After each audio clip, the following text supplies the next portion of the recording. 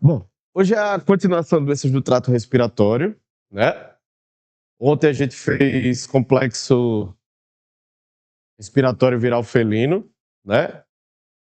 E compreende o conjunto das doenças rinotraqueite, cálice virose, seja elas em concomitância ou em separata, podendo ou não ocorrer pneumonia bacteriana secundária.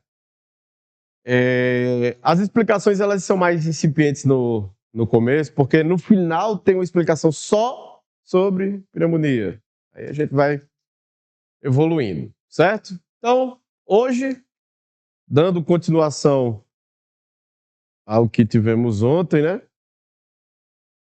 A gente pega agora traqueobronquite infecciosa canina, tá? Ela é a conhecida tosse dos canis, certo?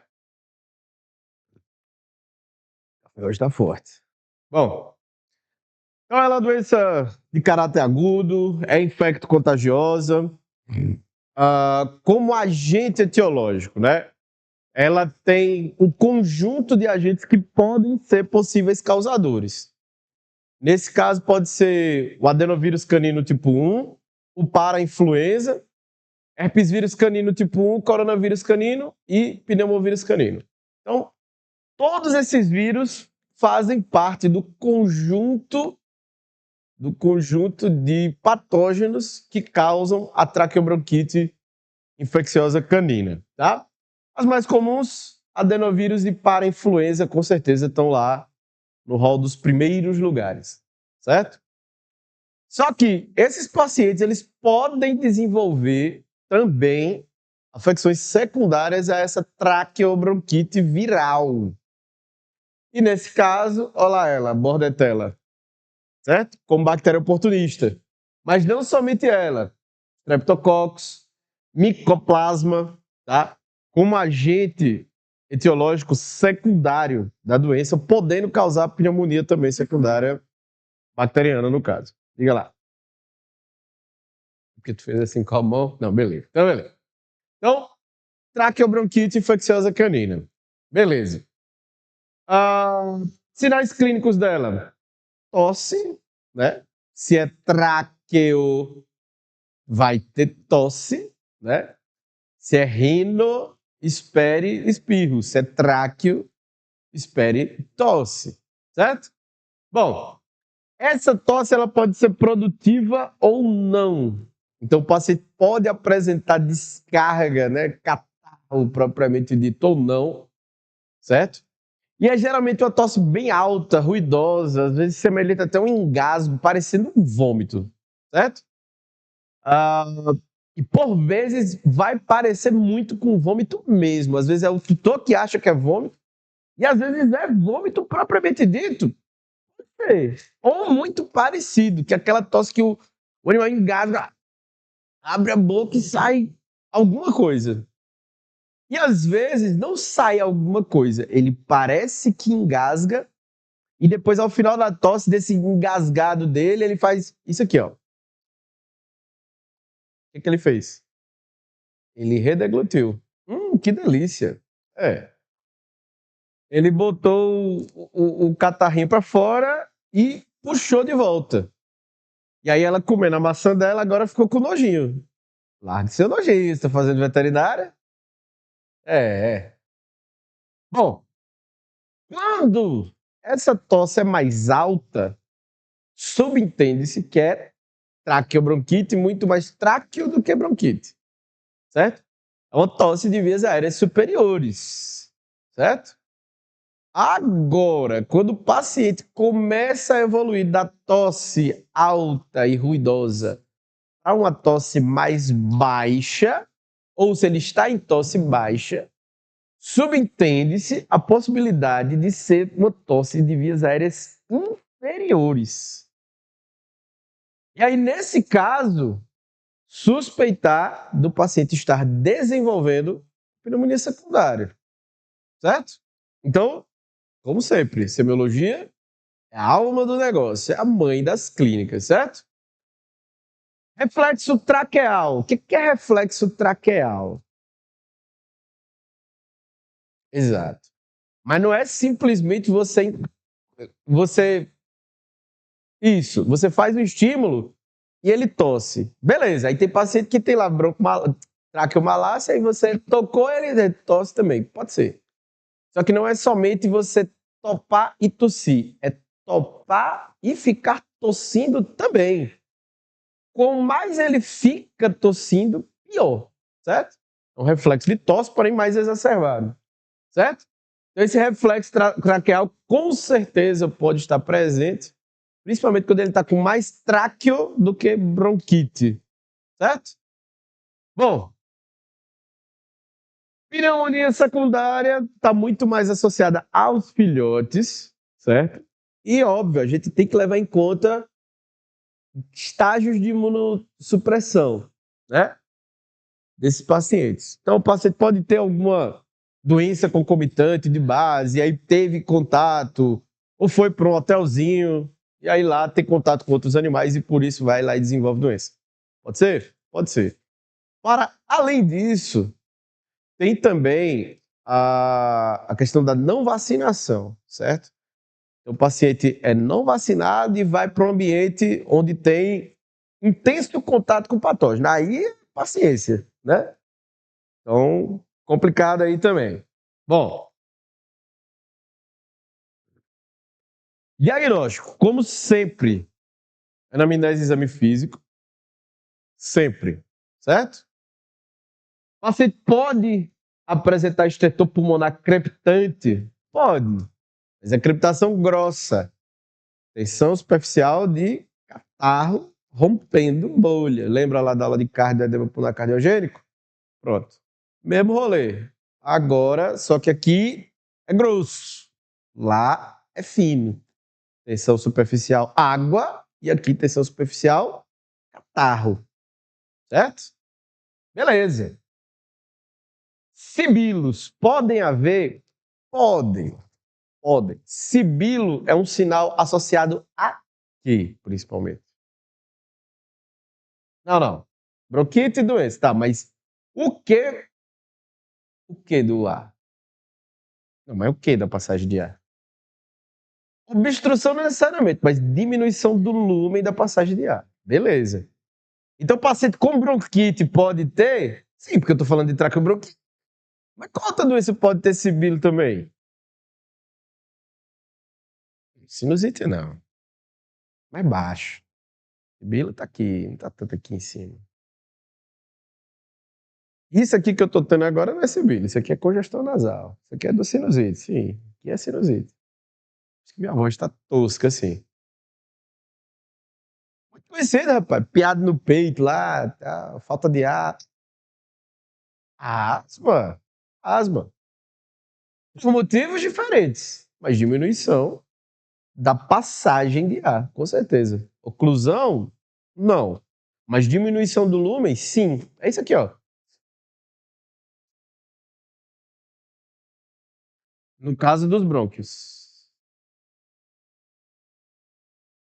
A ser sibilo, não, é sibilo no tórax, né? Sibilo no tórax é parênquima pulmonar. Seja brônquio ou bronquíolo. Alvéolo não modifica de tamanho. Porque brônquio e bronquíolo tem musculatura, né?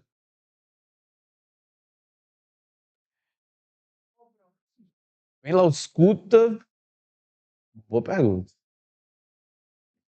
Bom, quanto mais localizado for, e se for mais próximo nas porções mais dorsais, próximo à bronquio extrapulmonar, subentende-se que está em vias maiores. Mas para ser um ruído muito chamativo, teria que ser brônquio. Bronquíolo faria menos, certo? Bom, percussão pulmonar submaciça. Por que pode haver percussão pulmonar submaciça? O que é isso aqui?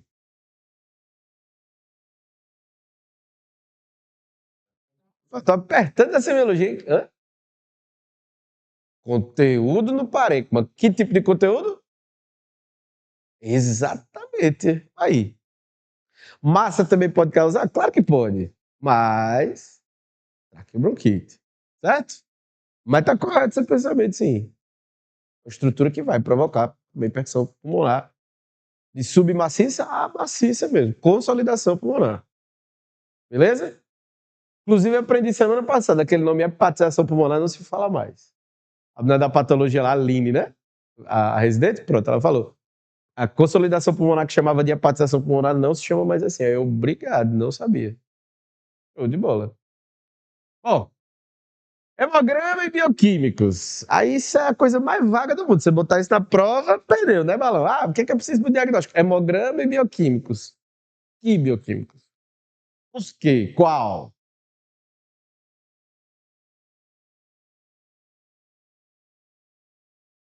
É nessa hora que você justifica.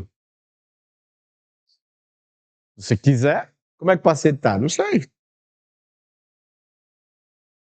O que você vai pedir de bioquímico se você fosse pedir para um paciente que tem pneumonia? Pneumonia grave.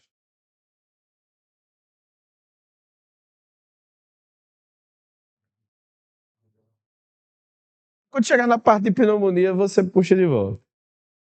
Aí você pode pedir, mas pensando em algumas coisas. Então vamos lá. E hemograma? Para que hemograma? Tipo, para que é bioquímico? Não, não, eu não quero isso. Eu quero que você raciocine. Puxa. Sim, no hemograma vai aparecer. Sim, se tem um quadro inflamatório, sistêmico, beleza. Tem uma bioquímica que ela vai dizer se sim ou se não, vai corroborar junto com a leucometria. Você pode usar como proteína de fase aguda. É uma proteína de fase aguda, inclusive.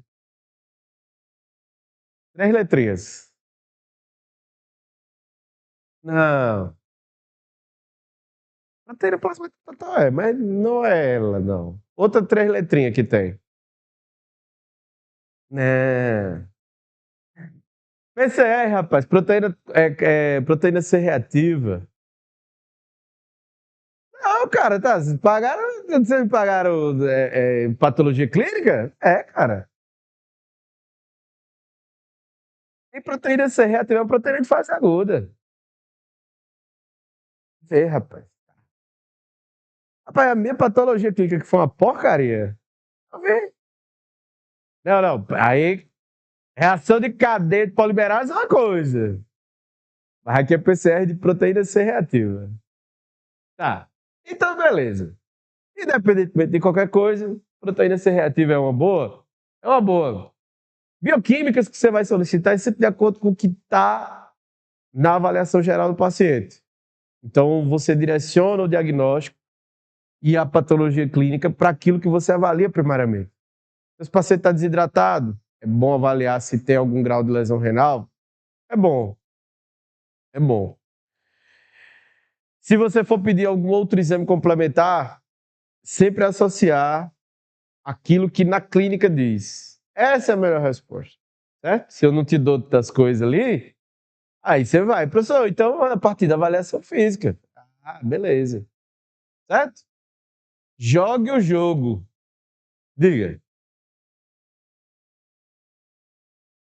Não, não. Específico para aqui, na verdade, nenhum. Nenhum. Mas é isso, cara. A resposta, na verdade, é vaga quando a pergunta é vaga.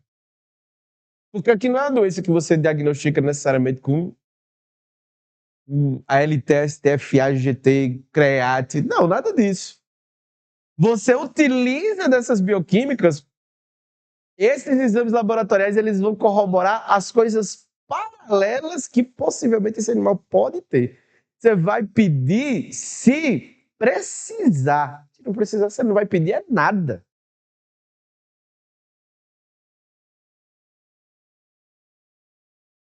Certo? Agora, esse aqui não é pouco essencial, não. É muito essencial para o diagnóstico. Radiografia de tórax. É muito importante. Só que o primeiro exame extremamente importante e que as pessoas passam direto e quer ir direto para cá é o quê? A ausculta. A ausculta. Estetoscópio não é enfeitador de pescoço. Certo? Littmann, maravilha. Você escuta uma sinfonia do peito do animal. Mas se for para gastar 900 pau para comprar um estetoscópio e não usar, é melhor nem gastar. Certo? Então, primeiro exame, e mais importante de todos, é a ausculta desse animal. E gastar aí belos 2 minutos, se for o caso, cara. Uma primeira é só para você ver as frequências, se tem sopro, se não tem, ritmo. Beleza. Depois, uma ausculta mais detalhada de todos os campos pulmonares. Vai lá ventral, vai lá dorsal. Vai lá ventral, vai lá dorsal. Na radiografia torácica, o que basicamente vai ser visto é padrão intersticial. Vamos lá. Ele pode ser intersticial linear. E esse padrão intersticial linear, ele está associado à inflamação do parênquima pulmonar propriamente dito, mas também pode ter padrão intersticial alveolar se o paciente estiver com pneumonia.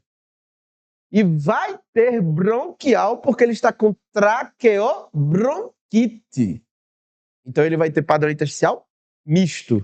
Linear ele pode ter, alveolar ele pode ter, depende do grau de acometimento no parênquima. Agora o bronquial ele vai ter. Ele vai ter. Certo? Quais os outros que ele não vai ter? Nodular ele não vai ter. E vascular dificilmente ele vai ter, a menos que seja uma pneumonia muito severa, causando congestão pulmonar e tudo mais, aí beleza. Mas aí é o pior do pior do pior do pior do pior do pior. Beleza? Beleza. Tá. Tratamento. Opa, diga lá. Bom, beleza, boa. Esse paciente, e aí você está perguntando por conta de POX plus, de fazer tórax, esse paciente, de um modo geral, a menos que a pessoa tenha sido muito negligente e o paciente esteja muito imunossuprimido, ele chega extremamente mal na clínica. Tá? Tudo bem, não é a exceção, mas também não é a regra. E óbvio, paciente dispineico grave, você não vai mandar para radiografia. Pelo menos assim eu espero. Certo? O que acontece? Devido à crepitação ser muito diferente da crepitação de edema pulmonar, esse não vai ser o cara que você vai correr para fazer exame radiográfico. Certo? É uma clínica totalmente diferente. Assim também como se fosse o caso, por exemplo, do que eu faria em termos de ultrassonografia pulmonar. Então, edema pulmonar pode ser um pneumotórax. Pneumotórax, você vai ter alterações de ausculto e percussão. Totalmente diferente. Ela pode estar ali subtimpânica em algumas regiões, em outras pode estar normal. É um hemotórax, que seja, né? Você pode ter alteração de percussão? Pode. Pode ter silêncio pulmonar, ou até mesmo hipofonese cardíaca também. Né? Então, porque tem líquido lá dentro, certo? Então são clínicas totalmente diferentes. E aí, nesse caso, o paciente chega de espineco para você, e aí a ultrassonografia é o exame de tomada de decisão. Já o paciente traqueobronquite, não. Ele chega com um clínico um pouquinho diferente, certo? Então, quando é um paciente traqueobronquite, podendo evoluir para uma pneumonia, ele tem um curso mais progressivo. E aí, pela anamnese por si só, você já percebe que é um negócio que é de mais tempo. Então, não vai ser a ultrassonografia que vai resolver a tua vida. O que te direciona já é a radiografia mesmo. Posso fazer? Posso. Mas aqui não vai fazer tanta diferença, não. Certo? Em termos de exame, não. Agora, lá na cardio, aí o pau canta diferente. Certo? Ou no trauma. Mas aí trauma é com técnica cirúrgica, acredito eu. Não, técnica não. É clínica cirúrgica. Oi? Nem sempre. Nem todos os pacientes chegam instáveis. Na verdade, não tem nenhuma correlação do que é maioria e minoria. Depende muito do grau de possibilidade das pessoas em vir logo ou do grau de interesse em cuidar com o animal. Porque tem gente que tem dinheiro e é negligente, aí paciência. Tem perfis, tem todos. Gente que não tem grana e é negligente, gente que não tem grana e é responsável, gente que tem grana e é responsável, massa. Gente que tem muita grana e é totalmente irresponsável. Mas aí, paciência. Certo? Tratamento. Então, assim como o complexo viral felino, que ela é geralmente autolimitante, aqui também é. A fase viral, a fase aguda viral, ela é autolimitante. Agora, se o paciente desenvolve broncopneumonia, aí o pau canta diferente. Certo? É totalmente diferente. Tá? Então ela pode ser autolimitante, sim. E pela mesma característica de lá, do complexo respiratório viral felino, aqui também a gente não utiliza geralmente antiviral. Certo? Custo-benefício. Isso que eu nem boto na aula. Nem precisa botar em prova. Porque terapia antiviral aqui só vai entrar só e somente só. Quem quiser trabalhar com felino e tiver com gato FIV e felve. Certo? Então, aqui no caso dos cães, não precisa. Custo-benefício extremamente baixo. Certo? Aliás, extremamente alto. Custo muito alto e benefício quase nada. Certo? Bom, aí aqui é outra coisa interessante a se falar. AINE, corticoide ou antihistamínico? A gente deu uma falada ontem sobre anti-inflamatório não esteroidal.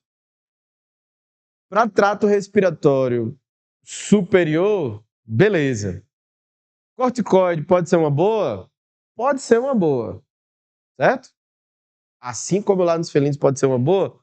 Pode ser uma boa. Ah, mas vai imunossuprimir? Vai, se você usar dose imunossupressora e prolongar essa terapêutica. É.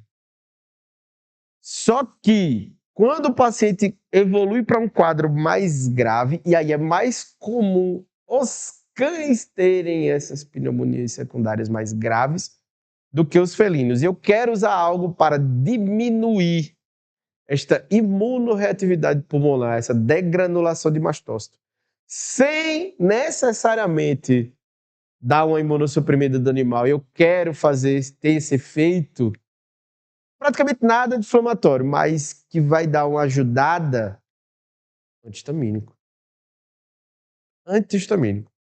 E hoje em dia, a gente tem uma safra de antihistamínico e a gente vai chegar lá. Certo? Não se preocupe. A gente tem uma safra de antihistamínicos muito boas. Como se percebe, eu estou com crise de sinusite, estou com essa voz porcaria aqui, né?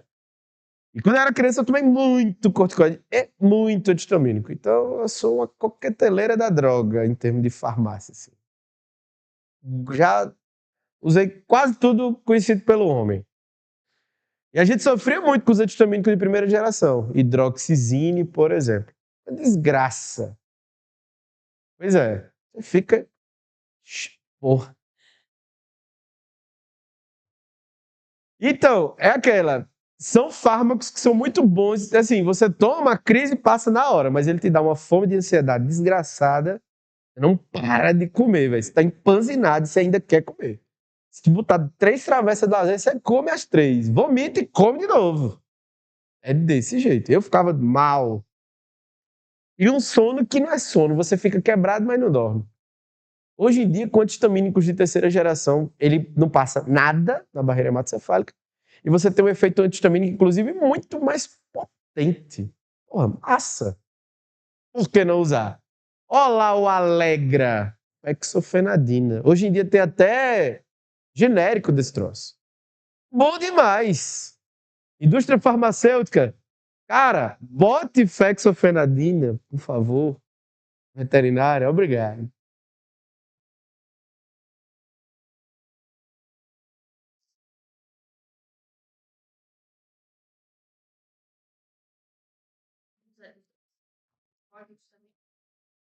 Cara, eu não usaria as duas coisas. Se eu... Oi? Pode ser que sim. Se eu precisar de algo mais potente, sai o antistamínico e entra o corticoide. Tem médico, mano, inclusive, que gosta de passar as duas coisas. Mas eu, pessoalmente, ainda mais quando for filhotinho, eu teria medo. Na verdade, o antistamínico não é necessariamente mais fraco. É porque o efeito do corticosteroide ele é muito mais amplo. O antistamínico, ele vai trabalhar na estabilização de membrana, inibindo a degranulação de mastócito. Certo? Isso não quer dizer que ele não é tão potente quanto. Na verdade, a proposta terapêutica dele é totalmente diferente, é muito mais específico, certo? Se você quer um efeito mais amplo, aí com certeza o corticoide é melhor. Por exemplo, no caso de um paciente que tem uma bronquite, você pode usar ali um broncodilatador? Posso. Mas você quer diminuir essa imunorreatividade pulmonar de um modo geral? Às vezes pode ser necessário, pode ser mais interessante o uso do corticoide do que do antistamínico. Ou começar com corticoide 1 ou 2 dias, deu uma desinflamada, ou passa para um inalatório, ou passa para um antistamínico para ficar mais tempo. Associar os dois eu não acho que seja interessante, principalmente por conta da perfusão renal, tá?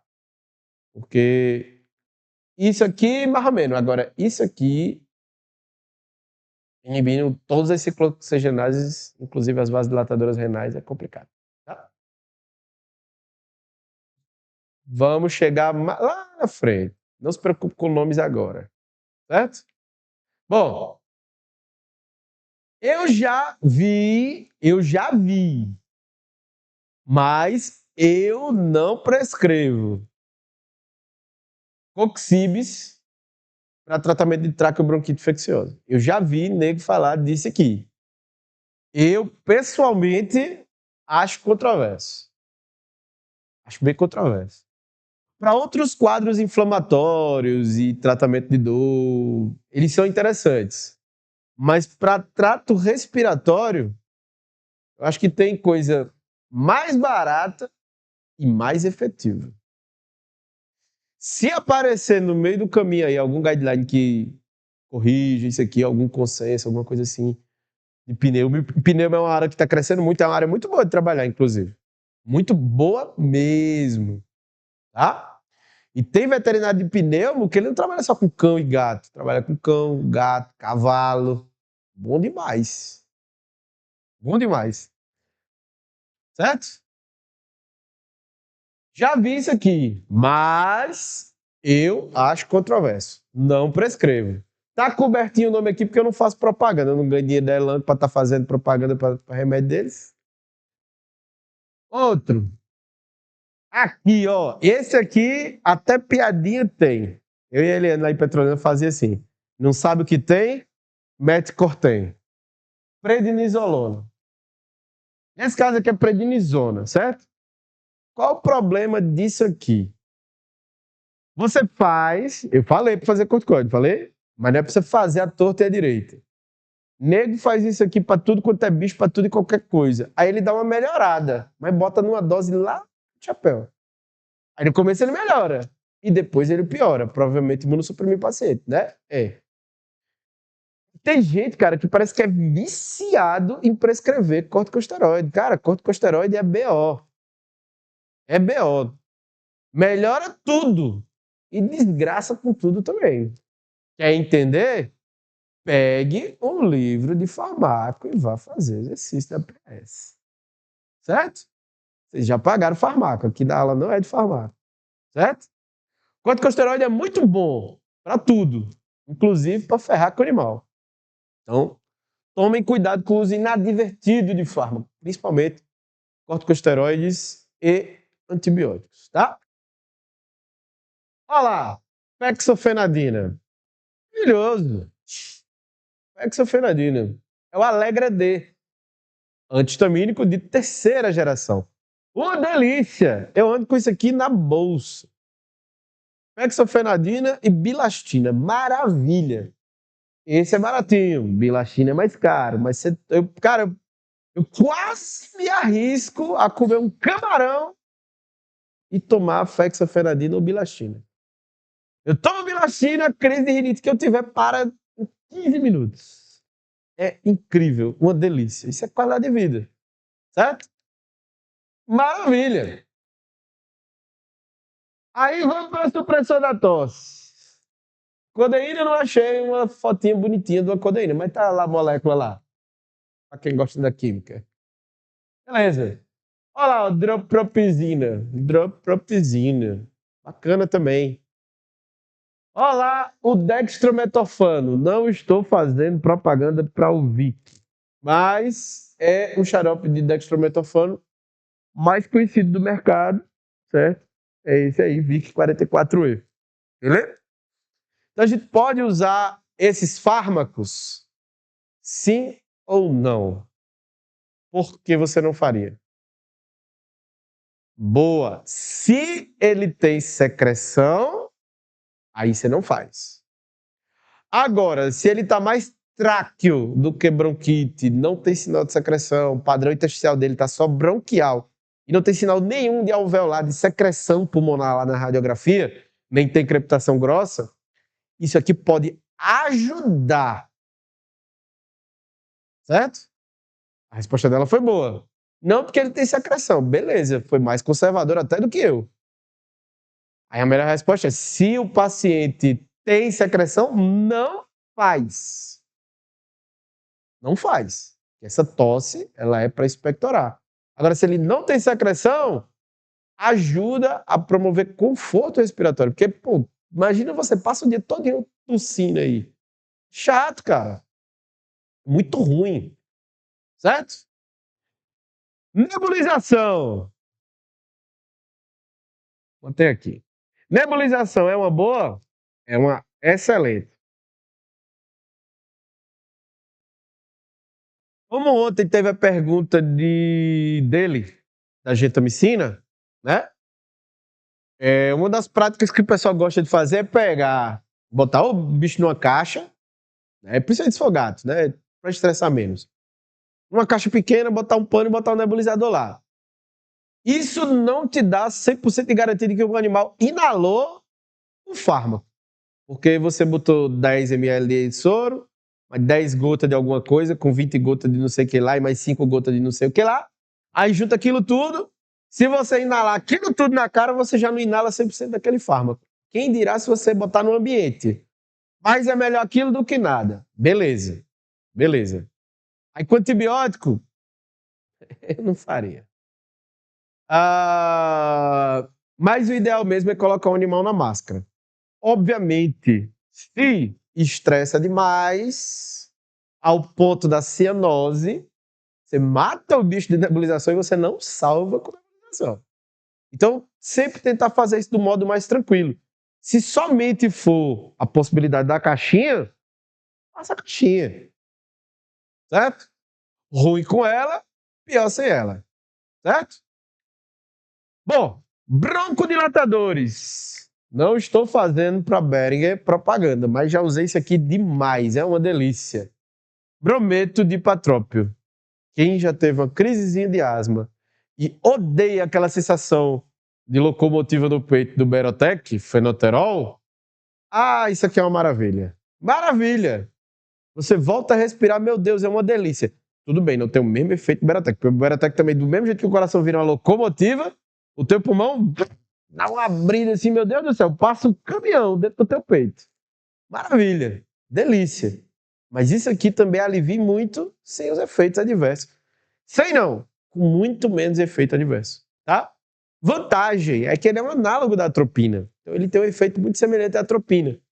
Não é tão potente quanto o fenoterol, o salmoterol, mas, pô, muito bom também, tá?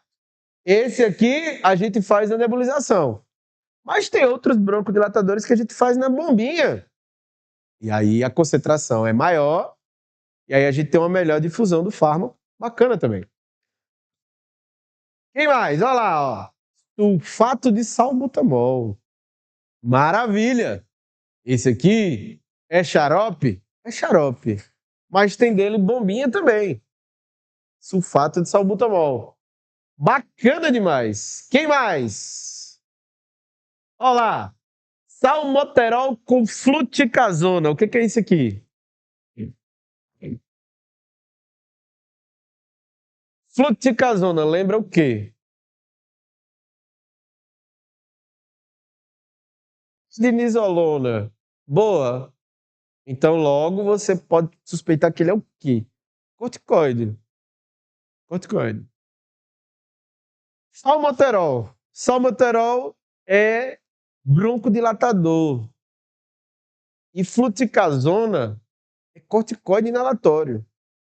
A gente pode fazer o uso de um antihistamínico sistêmico e um corticoide tópico que vai ter muito menos efeito sistêmico e muito mais efeito local. Agora sim, eu associaria. Isso aqui é para pacientes mais graves? É para pacientes mais graves.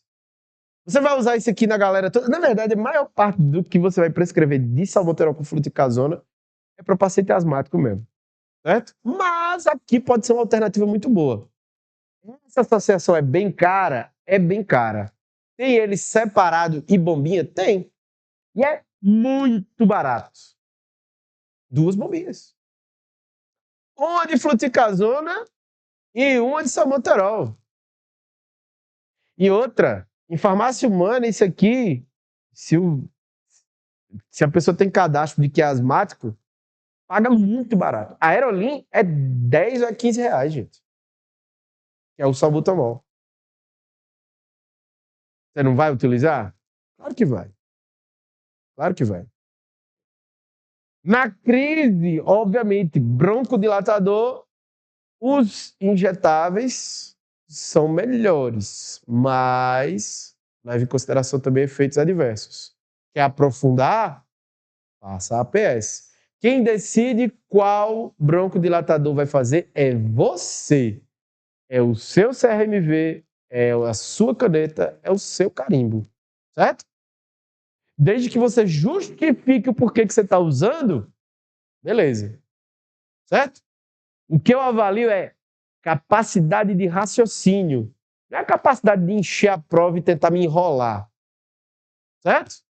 O que eu avalio é a sua capacidade de raciocinar clinicamente aquilo que precisa e por que você colocou. Ah, boa. Certo? Beleza. Se você entender essa chave de leitura, tá de boa. Olha lá a mascrinha de usar a bombinha. Você coloca a bombinha aqui atrás, aperta e bota na cara do bicho. E segura lá 10, 15 segundos. É o tempo dele dar pelo menos umas 2 respiradas. E também se ele não der 2 respiradas em 15 segundos, tá morto. Né? Mas ele dá 2 inaladas lá, pelo menos, mas deixa o máximo de tempo que puder. E aí você garante uma melhor absorção desse fármaco. Beleza, muito bom desses, né? No caso dos inalatórios, principalmente as bombinhas. Certo? Bom, mucolíticos. Muito bons? Muito bons. Olha lá. Acetilcisteína, Ambroxol. Só se ligue nas apresentações do Ambroxol, porque nem todas elas dá para colocar na nebulização. Aqui, esse aqui em específico, ele é xarope. Tem apresentação que dá para fazer na nebulização também. Eu prefiro esse do que os inalatórios. Bota do jeito que você quiser. Leia sobre para você montar o teu arcabouço de fármacos. Porque não é para mim que você tem que justificar. É para o responsável pelo animal, do porquê que você vai fazer. Certo? Quando você responde uma prova, você não responde para mim, você responde para um responsável para um animal. Diga lá.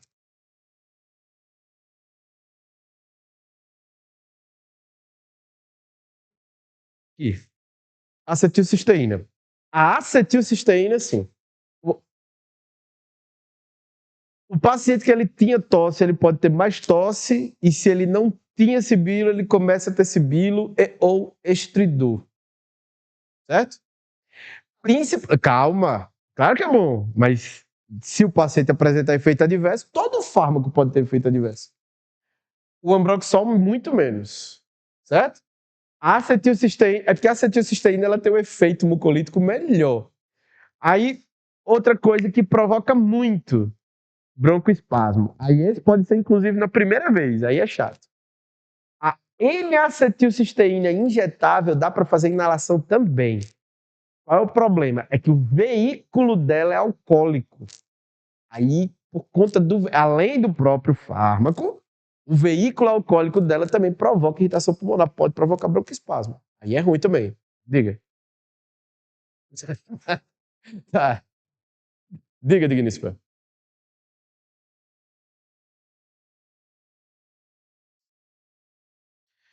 O pessoal usa a acetilcisteína ou a N-acetilcisteína como antioxidante hepático. Agora, assim, a farmacocinética disso.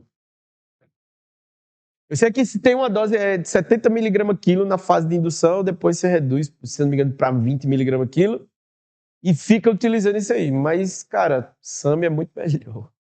É muito mais seguro.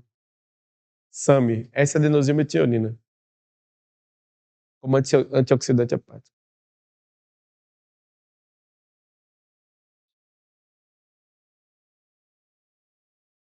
Você também.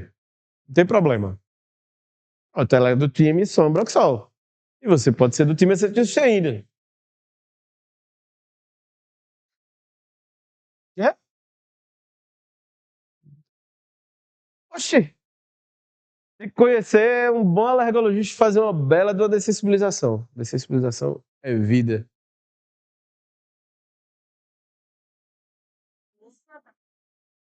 É, é.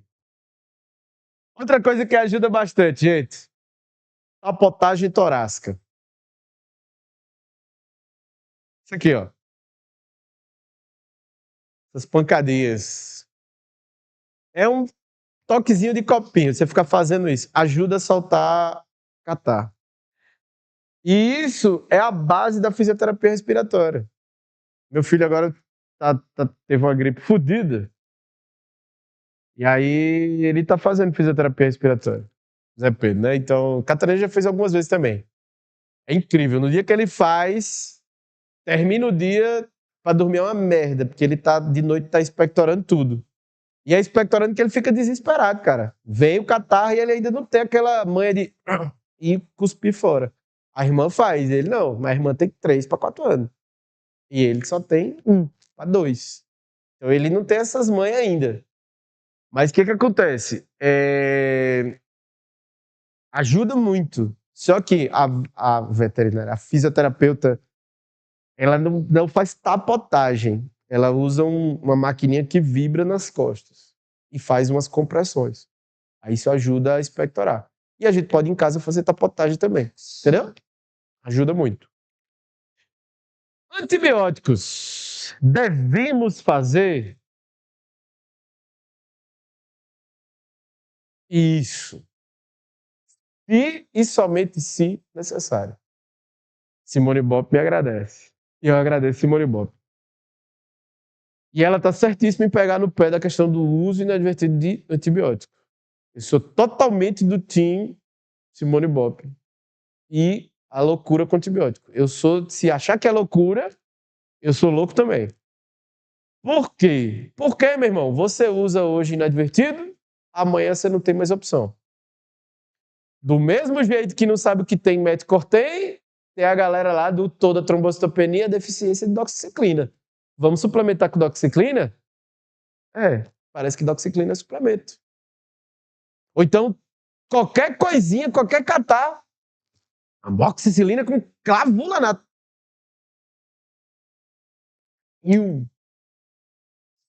Vai pro YouTube. Não sei. Mas a questão é, isso é de indignar, certo? O uso inadvertido de antibiótico, para mim, é motivo de indignação total. Assim como o uso inadvertido de opioide, de corticosteroide. Certo? Tomar cuidado. E outra, costume de casa se leva à rua, Aí, do mesmo jeito que o veterinário faz, o médico também faz. Certo? E faz nos filhos e filhas da gente. Aí, repensem. Certo? Eu já peguei diversas receitas de médico. Cara, otorrino. Otorrino. Que meteu antibiótico tanto para José como Catarina e eu falo assim, não vai fazer. Não falar para ele na cara, não. Mas quando chegar na hora de comprar, minha mulher, compra lá isso aqui, isso aqui, isso aqui. Esse antibiótico eu não vou comprar, não. Segura mais um pouquinho. Ela tá tendo, nem febre ela tá tendo, tá passando antibiótico preemptivo. Tá, caramba, não fez nem um exame. Puxou nem um sanguinho, fez nem uma radiografia. Já quer meter antibiótico, velho.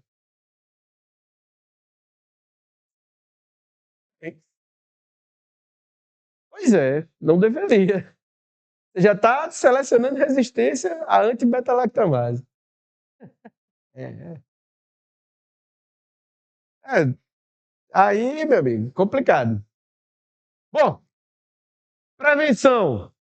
Sempre evitar imunossupressão. Vacinação, seja ela parenteral, intranasal, oral, certo? E cuidados sanitários, limpeza do ambiente.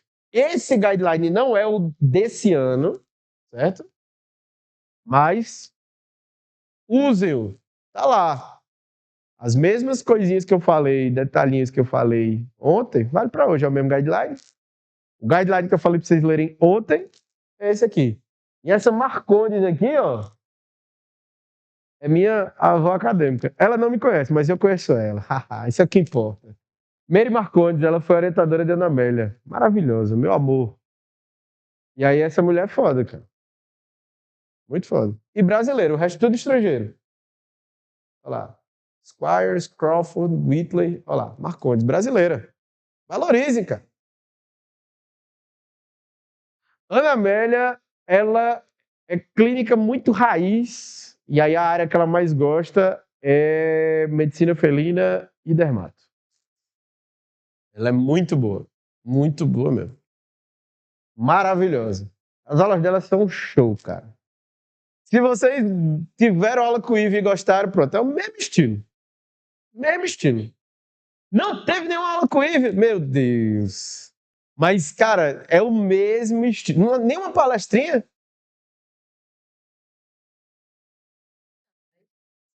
Ah, mas aí você não pode. Que aí é com você.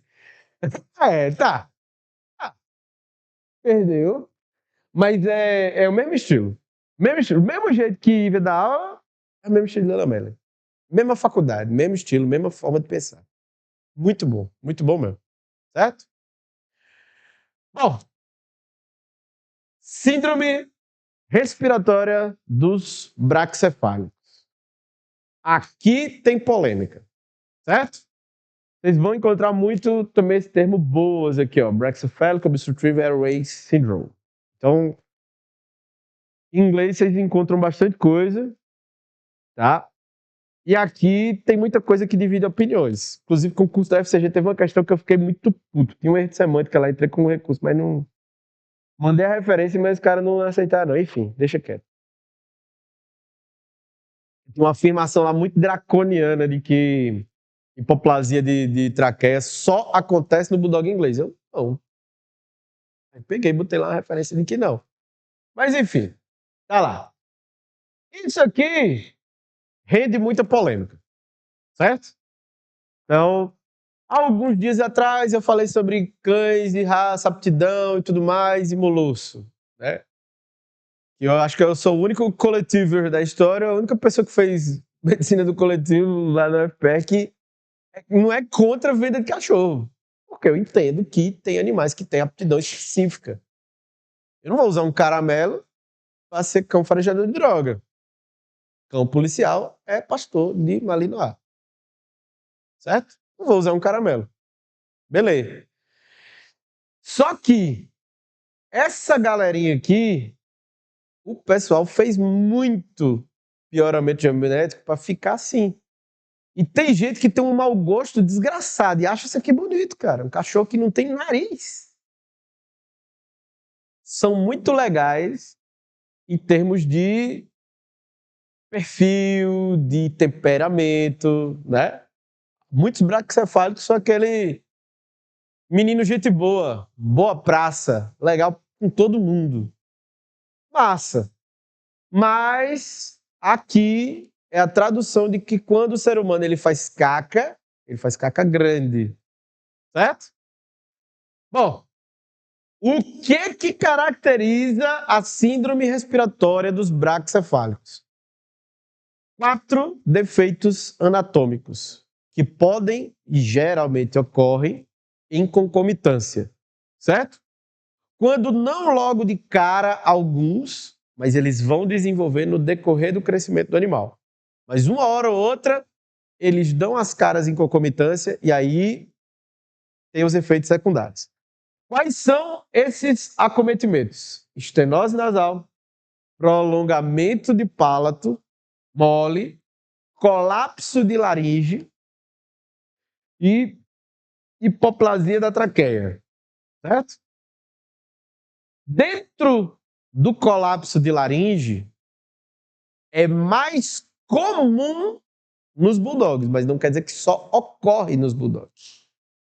Outra coisa que acontece muito ruim associada ao colapso da laringe é a eversão dos sacos laríngeos, certo? Quando ocorre a eversão dessas estruturas, provoca obstrução da passagem do ar e uma respiração muito ruidosa mesmo. Para quem gosta de equino, é algo semelhante à hemiplegia laringiana, que é a síndrome do cavalo roncador, né? Pois é, olha aí o pessoal de grandes. Eu sou tão burro assim. Eu só não gosto de trabalhar com cavalo, nunca trabalharei com cavalo. Não, é porque é bicho que gosta de morrer. Cara, é mentira? Um bicho que morre de uma cólica? Tá. Mas é. A gente também morre, cara, mas cachorro é resistente pra caramba, cachorro. Vai, fala.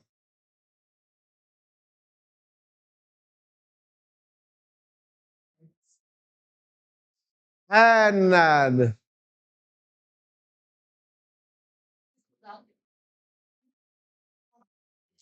Isso é o famoso namoro sem intimidade. Enfim.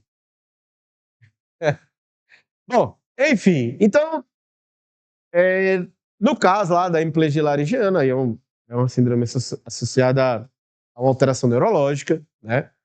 Beleza. Aqui não, aqui é mecânica mesmo. Cresceu demais a estrutura na cabeça, no pescoço de um cachorro que tem uma cabeça pequenininha. E foi selecionado geneticamente para ter diminuição do tamanho da cabeça, da conformidade da cabeça. Está tudo muito apertado as estruturas ali. Certo? Selecionou pelo pedigree e não por padrão racial e funcionalidade. Certo? Porque o cachorro tem focinho chato, não tem funcionalidade nenhuma. Zero. Diga. São. Olha, eu nunca vi síndrome de braquicefálico em gato. Pessoalmente, nunca vi. Mas que eles têm alterações respiratórias por conta dessa conformação nasal, sim. Pode ter, principalmente isso aqui, ó, estenose nasal. Pode ter, às vezes, colapso de laringe por conta da eversão de sacos laríngeos. Isso pode acontecer, mas não é síndrome respiratória dos braquicefálicos, porque esse aqui está muito mais direcionado para cão mesmo. Certo? Bom, hipoplasia de traqueia. Ela é mais comum nos cães da raça Bulldog, sim. Mas ela não ocorre exclusivamente. E é isso que eu fiquei pau da vida na questão lá do negócio do concurso da UFCG, de técnico de veterinário lá. Exclusivo. Certo? E não existe essa de afirmar exclusivo. Não tem livro que traga essa informação. Não tem artigo que traga essa informação, porque isso é uma informação furada. Recorri, mas não aceitou. Eu mandei lá a referência. Fiz a prova. Certo? Mas enfim, independentemente de se tivesse anulado essa questão, eu não ia passar do mesmo jeito. Porque o cara que passou, ele acertou muito mais questão do que ia anular para mim e anular para ele. Ganho eu e ganho ele. Certo? Mas aí, enfim, essa é uma questão que eu, pessoalmente, assim, eu tenho minhas ressalvas. Mas paciência. Então, hipoplasia de traqueia ela é mais comum nos bulldogs. Inclusive, cães da raça Shih Tzu e Lhasa Apso, inclusive, podem ter hipoplasia segmentada traqueia. Isso é que é o cão chupando manga. Porque a traqueia cervical está normal, aí na entrada da traqueia torácica, ela afina e depois normaliza de novo. Isso é horrível. E é super raro. Super raro. Certo? Então essa afirmação está errada. Hipoplasia, essa é do concurso, né? Hipoplasia traqueia é exclusivo do bulldog. Hipoplasia é o não crescimento. O colapso é outra coisa, vai ter já já aí. Aparecer já já. Certo? Ela era para ser assim e ela cresceu só isso aqui. É uma traqueia que cresceu pouco, desenvolveu pouco, hipoplasia. Certo? Então, olha lá. Estenose nasal. Olha lá. Prolongamento de palato. Isso aqui é facilmente visualizável. Tudo bem, aqui já está com a inversão do saco laríngeo e a pessoa está com o endoscópio. Mas se você abrir a boca do cachorro, você vê o palato lá longão, indo lá no fundo da laringe. É visível isso aqui. Abra a boca do cachorro, certo? Aí, olha lá. Laringe normal. Olha lá, eversão dos sacos laríngeos. É essa estrutura aqui, ó. Isso aqui que deveria estar lá para dentro, tá aqui para fora. Certo? Cirúrgico. Beleza? Olha lá a hipoplasia da traqueia. É isso aqui. Normal, pequenininho. Na verdade, ela tá toda pequenininha, mas aqui tá menor do que aqui. Pode. Só que colapso de traqueia. Estenose e colapso de traqueia. Pode. Só que depende do imaginologista também. Dele fazer na fase inspiratória e na expiratória. Se ela tivesse sempre diminuído, certo? Porque na estenose, no colapso de traqueia, só vai haver diminuição na fase inspiratória. Na expiratória, não. Tá?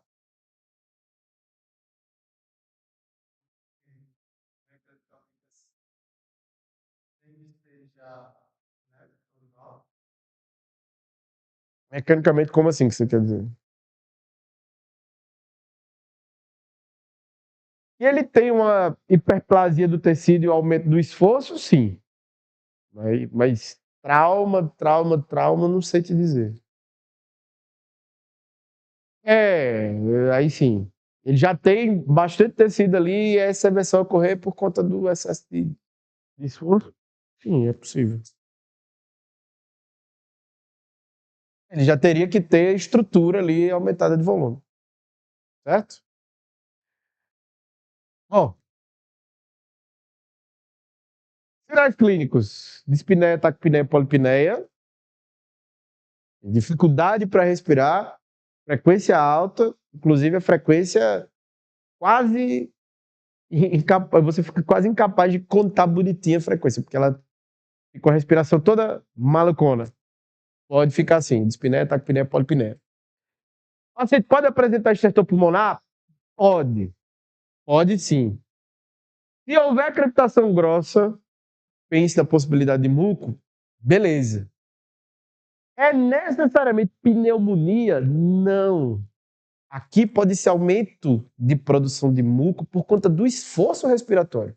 Aquelas estruturas estão inflamadas também. Podem estar por conta do esforço respiratório. Certo? Então, pode haver aumento da produção de muco? Pode sim, com certeza. Tá? Só que esse estertor pulmonar pode ser confundido com esse som aqui, de estridor. E esse som de estridor, o estertor, como é que eu posso explicar para vocês o estridor? O estridor ele é um som ruidoso que ele lembra. Eu não queria dizer trovão, sabe? Mas ele lembra. Eu acho que o nome já diz por si só. É uma respiração que ela é excessivamente ruidosa, sabe? ela está ali entre o ronco e o estertor, certo? O ronco é... Mas aí você ausculta no tórax e você pode auscultar também na traqueia, certo? Cianose. Cianose o paciente pode apresentar? Pode. Principalmente em quadros graves de obstrução da via aérea ou naqueles casos do pessoal que vai dar aquele passeio lá na minha amada Petrolina, aquela lua petrolinense às 6 da noite, agora em setembro, fazendo 37 graus às 6 da noite. Uma delícia. Tá 37 graus aqui. Aqui no chão, que é onde o cachorro tá uns 42. O chão reteve calor o dia inteiro, né? É lá onde ele tá. Aí ele já respira mal porque tem estenose nasal. E você ainda vai exercitar esse cachorro? E no calor, tá pedindo para dar ruim. Tá pedindo pro bicho entrar em crise. Complicado, né? Complicado. Síndrome respiratória aguda grave. Não é síndrome respiratória aguda grave que nem Covid, mas ele vai ter sim síndrome respiratória aguda grave, porque ele tem déficit de passagem do ar. Por obstrução mecânica? Não, por diminuição da passagem, não tem obstrução propriamente dita. Certo? Por conta disso, o paciente pode ter isso e pode ter isso, tanto cianose como síncope. O déficit de ventilação,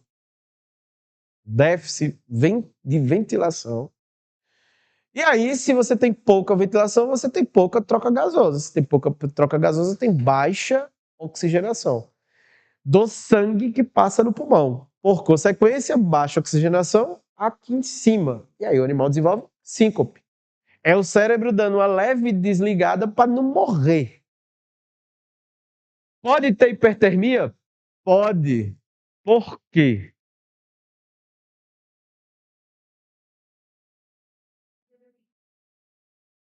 Por quê?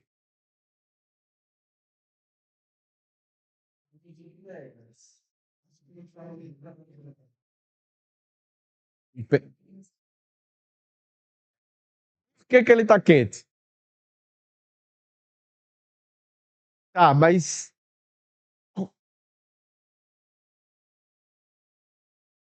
exatamente. Ele faz a troca de calor com o ambiente, o cachorro não sua, o cachorro não é cavalo.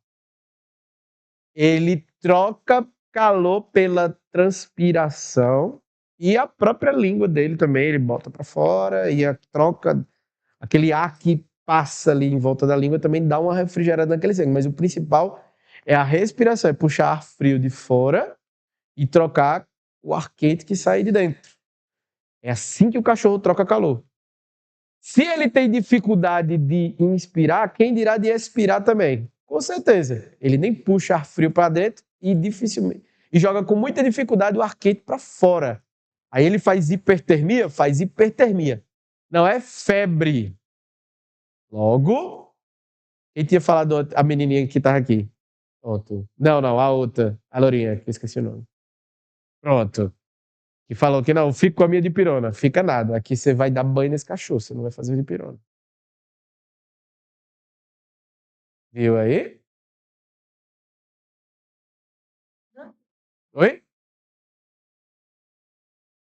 Por que não álcool? Porque álcool ele pode ser absorvido inclusive pela pele. Você aumenta o risco de intoxicação do animal. Fazer intoxicação por etanol. Você só vai usar álcool no cachorro se ele estiver intoxicado por metanol. Aí o tratamento é álcool. Certo? Pessoas também. Tomado metanol, toma cachaça. Não vai tomar cachaça não, mas o tratamento é etanol, sim. Certo? O tratamento para o metanol é etanol. Beleza? Ó, hipertermia não é febre. Então esse paciente, você vai resfriar ele. Estratégias para tratar hipertermia. Vamos lá. Paciente que chegou, síndrome dos braços. Diga. Banho gelado, não. Frio. E não é nem banho. O... E Tonheca seria boa ela estar aqui porque ela viu fazendo isso. Na verdade, você vai, primeiro, ar-condicionado no máximo, o paciente não está na mesa metálica, pegue água gelada, ofereça para ele. Vê se o paciente quer. Se não quiser, não faça barra. Também não precisa ficar molhando a boca do bicho para não ter o risco dele fazer falsa via. Porque você molha a língua, ele vai e pode fazer falsa via. Não faça isso. Deixe disponível. Se ele quiser beber, bebeu. Pega um paninho, joga por cima do animal e joga água fria, temperatura ambiente. Certo? Água fria, não é água gelada do bebedouro, não. É água fria. E espere. Você pode molhar as patinhas dele? Pode. Patinhas não. Os membros. Torácicos e pélvicos. Vai lá, dá uma chuteada de água lá nos membros. Ajuda? Ajuda. Vai resolver? Não. E isso leva tempo. Você não pode baixar rápido. Por isso que não é para reduzir jogando o bicho de banho gelado. Não, esse choque térmico não é bacana. Aumenta o risco, aumenta gravemente o risco de trombo, coagulação intravascular disseminada. Não, não é coagulação intravascular disseminada, mas formação de trombo. Pode ocorrer, certo?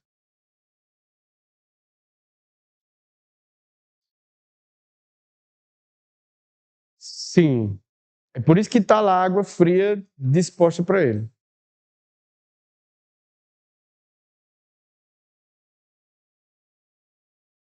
Pode. Pode. Pode sim. Fazer soro gelado, que você diz na veia. Frio, na veia. Poder? Pode. Pode. Só que a administração de soro frio, pode também fazer com que o paciente desenvolva uma hipotermia muito grave, muito rápida, certo? Então deixa como última das possibilidades. Se fosse o contrário, o paciente hipotérmico, você fazer soro aquecido, eu falaria bacana, bacana, muito bom. Agora, soro frio,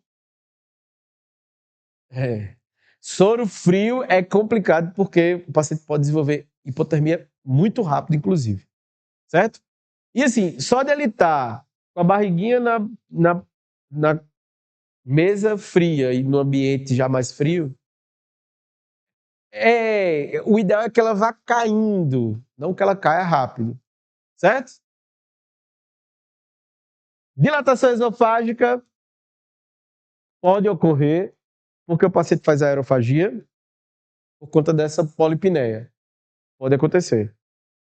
E aí, excesso de aerofagia, vocês já viram vôvulo já com Jesus? Já teve? Já? Pronto. Aí. Então, o paciente ele pode ter vôvulo. Os pequenininhos dificilmente fazem. Agora, dilatação gástrica, os pequenininhos fazem também. Vôvulo é coisa de cachorro grande. No frigir dos ovos é coisa de cachorro grande. Agora, a dilatação gástrica, essa daí, por conta dessa aerofagia, sim, isso vai acontecer. Certo? Não é uma dilatação gástrica primária, por fermentação, não. É aerofagia. Certo? Beleza. Raças predispostas, olha lá. Pug, Bulldog francês, Bulldog inglês. Quem mais? Lhasa Apso e Shih Tzu, mesma coisa. Tudo igual. Spitz alemão, cachorro de Dona Zuleide, que mora lá no altiplano. Piquinês, que tá... Boston Terrier, que é um Bulldog inglês que cresceu pra caramba. E o Boxer.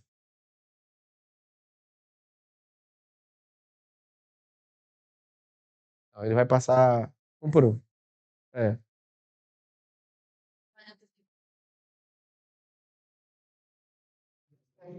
Então, vai esperar até chegar no lugar. Mesma coisa. Lhasa Apso e Shih Tzu. É. Spitz alemão ele tem um focinho compridinho, mas ele também. Não, mas ele é.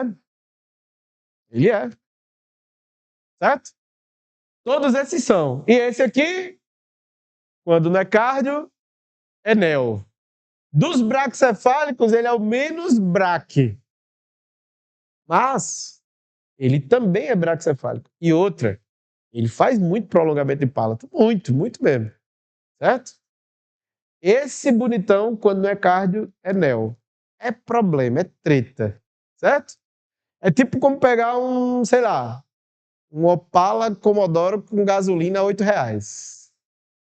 Ou um... Enfim, é treta, não pegue. Certo? Carro 3 cilindros, pronto. E o boxer, mesmo rolê. Beleza? Diagnóstico. Diga.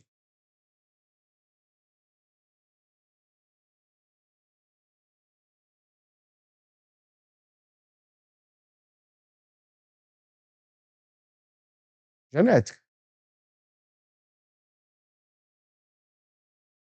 Não, a genética faz ele ter a conformação anatômica. Aí o esforço faz ele ter crise.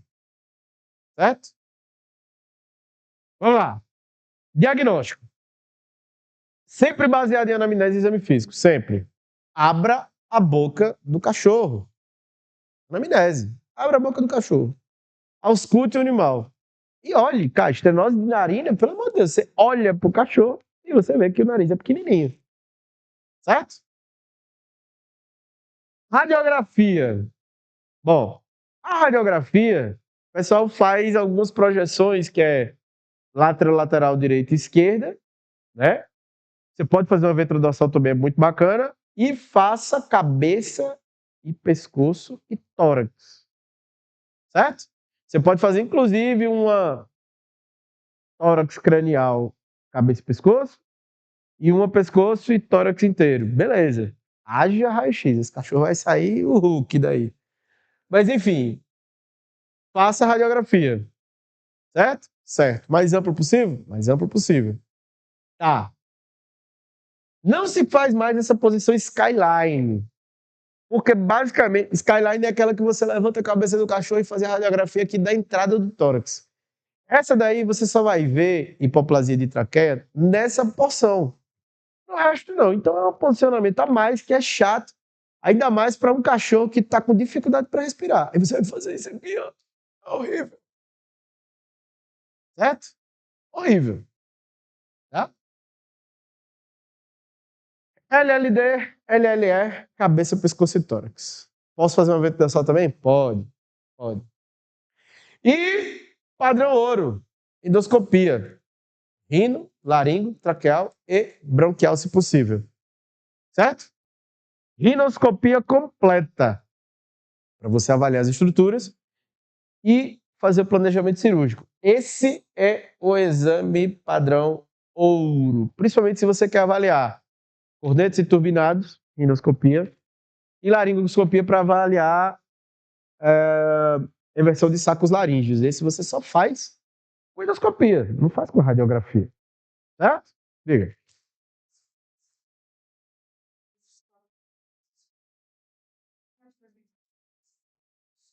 Não. Boa pergunta, não. Nem todos os braquicefálicos vão ter necessariamente os quatro. Agora, estenose nasal e prolongamento de palato, praticamente todos vão ter. Estenose nasal não é tanto regra, não. Agora, prolongamento de palato, você vê demais, demais mesmo. Por isso que eu digo, abra a boca do cachorro, certo? Porque são duas coisas.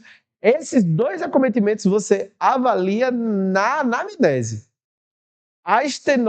O colapso de laringe, não, esse aqui. Né? E a estenose de traqueia, esse você só vê aqui, certo? E aqui também. Tá? Mas os outros dois, cara, é na anamnese. Na anamnese não, no exame físico, perdão. Certo? Bom, tratamento. Então, na crise aguda, o tratamento é totalmente sintomático. Totalmente sintomático. Certo? Por quê? Porque a correção disso aqui é exclusivamente cirúrgica. Tá? Então, manejar pode ser possível. Pode. Correção? Somente cirúrgica. O que a gente vai fazer na crise aguda? A gente pode fazer ansiolítico ou sedação? Podemos. Se você tem um butorfanol, ajuda muito? Ajuda muito. Certo? Posso fazer a cepromorfina? Posso, se o paciente não for CAT, for novo e tal. Pode, de boa. O acepram, buprenorfina? Pode. Difícil é o cara ter o conhecimento de fazer isso. Mas salva vidas. Certo? Não, vou meter um acesso no cachorro e fazer propofol. Não, cara, aí você tá anestesiando o bicho. Aí não, balão. Aí não. Certo? Tranquilização. É diferente de anestesiar. Anestesiar não. Certo? Tranquilização. Para quê? Para diminuir essa dispneia, tornar o paciente, para que ele faça uma melhor ventilação, ele faça uma respiração completa, uma respiração não, uma movimentação de ventilação completa, expandir o tórax por completo e, certo? E isso você consegue com a sedação, ajuda muito. Consultório frio, banho frio, pode ser gelado, né? Por isso que eu falo, não estude por slide. Banho frio, beleza, mas antes do banho frio, molhe o paciente gradativamente, deixa o consultório geladinho, bota o paninho nele, para que depois ele não faça hipotermia, certo? Não molhe o paciente, molhe um paninho por cima do paciente. Isso já ajuda muito. E liga o ar-condicionado lá no 16. Oi? Olha, fazer efeito faz, mas não vale o risco. Não vale o risco. Por quê? Primeiro, ela vai agir no centro da termorregulação? Vai, mas não é falta de termorregulação que você tem aqui. Não é isso, entendeu? Não é central. É troca com o ambiente. É totalmente periférico. Se você resfriar o ambiente e tranquilizar o animal, ele volta. Então, para que eu vou usar fármaco?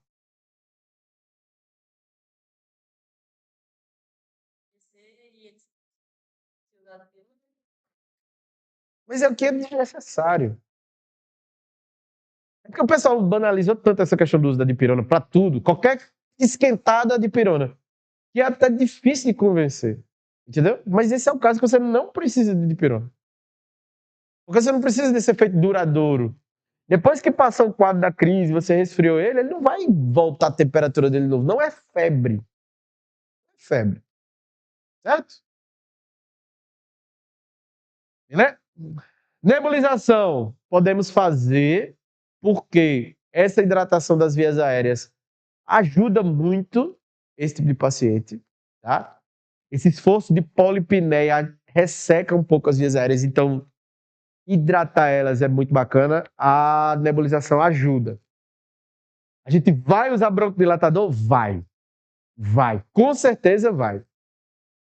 Corticosteroide aqui. Não é para usar corticoide sistêmico. Eu, pessoalmente, não acho bacana na fase aguda o uso de corticoide sistêmico. Até porque muitas vezes quando o paciente chega na fase aguda, você nem viu ele. Ele chega em crise para você, a pessoa já pensa em meter uma Dexa. Você faz Dexa por conta do respiratório, a própria Dexa vai ter efeito antitérmico que a dipirona vai ter. É mais legal você fazer inalatório, porque você não tem esse efeito duradouro de um corticoide injetável, principalmente Dexa, né, que tem uma meia-vida muito longa, de 36 a 72 horas, idiosincrásico. Adams. Lá no Adams. O legal do corticoide aqui é que ele, por ser estabilizador de membrana, o motivo de usar é esse. É esse. Por ser estabilizador de membrana, ele inibe a degranulação de mastócito e aí você tem menos broncoconstricção. E aí tendo menos broncoconstricção induzida por conta do esforço, melhor. Então, é um efeito que se soma ao efeito do broncodilatador. Lembra lá do Seretide? Tá lá, salmeterol com fluticasona? Pronto. É aquele cara ali. Vai ajudar? Vai. Vai resolver? Sozinho, não. Certo? Sozinho, não. Então, a terapia em conjunto. Oxigênio terapia ajuda? Ajuda. Ajuda e ajuda muito. Certo? Ajuda e ajuda muito. Precisa ser oxigênio puro? Não. O oxigênio do concentrador já ajuda demais, 60%. Certo? Ali já ajuda demais. Não precisa. O chato do concentrador é que ele faz um barulho desgraçado. É a parte chata. Mas, inclusive, você pode usar ele para fazer a nebulização. Usar o ventinho dele no nebulizador. Aí você está fazendo 2 pelo preço de 1. Certo? Muito bom. No começo, você botar a máscara na cara do cachorro é chato, ele não vai querer, ele não vai querer. Mas quando ele começa a perceber que ali fica melhor para respirar, às vezes ele até deixa. Beleza. Certo? É um trabalho de convencimento. Mas é o mesmo rolê lá daquele da cardio. Que a menina chegou, aí botou o caninho e tal. Aí depois que ela foi lá e botou o colar da vergonha com o dog friendly, gradativo. Imagine você com dispneia e alguém e bota uma máscara na tua cara. Você não quer. Até você entender que aquilo é oxigênio. Ah, não é oxigênio. Ah, pronto. Entenda a cabeça do cachorro e aí faça as coisas em etapas. Certo? Na crise aguda, muitas vezes é o momento que você é responsável pelo animal numa sala, animal em outra sala. Porque a pessoa fica apurriando tua cabeça. Ai, meu Deus, meu cachorro vai morrer. Vai. Se você não me deixar trabalhar, vai mesmo. Deixa eu trabalhar. Pessoa para um lado, animal para o outro.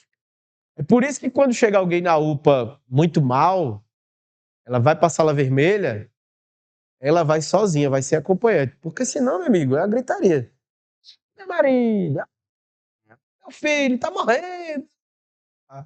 Por isso que ele tá na UPA. Entendeu? É por isso que é pessoa para um lado, paciente para o outro. Não é por maldade. É por necessidade do médico raciocinar. Já tem uma emergência ali ocorrendo. Ainda precisa de alguém buzinando no seu ouvido? Uma porcaria. Certo? A única coisa que resolve é cirurgia. Única. Única coisa. Então tem lá estentes traqueais, esse que parece uma molazinha, tá? Para o paciente que tem o quê? Hipoplasia de traqueia. Rinoplastia. Olha lá, tirar uma fatiazinha de pizza daqui, ó. Para melhorar a entrada? Sim, para melhorar a entrada. Óbvio, se ele tiver hiperplasia de cornetos e turbinados, pode ser necessário também fazer a cirurgia dentro da cavidade nasal. Paciência. Quem vai dizer se precisa ou não? Não, não. O exame. Qual exame? Não. A endoscopia lá, a rinoscopia. Certo? Oh. Estafilectomia. O que é estafilectomia? É. E aí pode haver também a remoção do palato. A rinoplastia é tirar, a estafilectomia é a remoção do palato mole. Olha lá. Certo? Às vezes se faz o acesso de cornetos e turbinados voltando, não é nem pelo nariz, é pela volta. À medida que na veterinária começar a evoluir essa questão do uso de videocirurgia, pode ser que se faça o acesso até nasal mesmo, mas depende muito de tamanho do equipamento e tamanho do animal. Né? Um animal maior torna possível, um animal menor fica mais dificultado. Mas, de qualquer maneira, é uma possibilidade. Além disso, além da estafilectomia, que é tirar o palato mole, olha lá. Dá ou não dá para ver? Olha onde a pinça tá, olha a boca do cachorro. Dá ou não dá para ver que esse negócio tá grande? Dá. Tá puxando para frente. Você abriu, você vê que a pelezinha vai muito lá para trás. Comece a abrir bocas de cachorro, veja uns caramelinhos, você vê mais ou menos onde acaba. E aí depois você começa a ver os braquicefálicos, Shih Tzu, Lhasa Apso. Pega os pequenininhos e começa a olhar, aí você vai ver que está muito mais lá para trás. Certo? Inclusive, a respiração do ronco desses braquicefálicos é por conta exatamente disso aqui. Ele lá atrás, balançando. Certo? Como se fosse uma bandeirinha. E a sacolectomia laríngea. Olha lá, tá grandão. A pessoa vai lá e tira um pedação. Certo? Certo. Vou começar com o colapso de traqueia, dá para começar. E aí, quando a gente parar aí, a gente volta na próxima aula e finaliza. E de qualquer maneira, eu já vou deixar a gravação da aula inteira no YouTube, então boto esses ao vivo, mas eu boto lá a gravação da aula inteira separado, certo? Bom, colapso de traqueia. Esta senhora negra, ela está feliz desse jeito porque ela ainda não descobriu que o cachorro dela tem isso. Quando ela descobrir este sorriso lindo e maravilhoso desta senhora, vai virar uma cara de tristeza. Pronto. Ela tá assim porque o dinheiro caiu essa semana. Ela tá lá fazendo a corridinha dela com o cachorro dela e aí caiu o salário dela hoje. Ela deve ser uma advogada da União, ganha uma grana do caramba. Maravilhosa. Beleza. Bem sucedida. Mas o cachorro dela tem colapso de traqueia. Aí ela fica triste. Coitada. O que é um colapso de traqueia? O colapso, ele é o prolapso concêntrico da traqueia até o colabamento. Esse é o colapso, certo? Então, isso é o colapso hoje. Todo esse resto para trás é prolapso. Prolapso. O colapso é somente o fechamento completo. Colabar um no outro. Certo?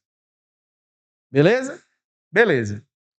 Bom, causas para esse prolapso concêntrico: perda da matriz orgânica ou déficit de reposição dessa matriz orgânica à medida que o paciente vai crescendo.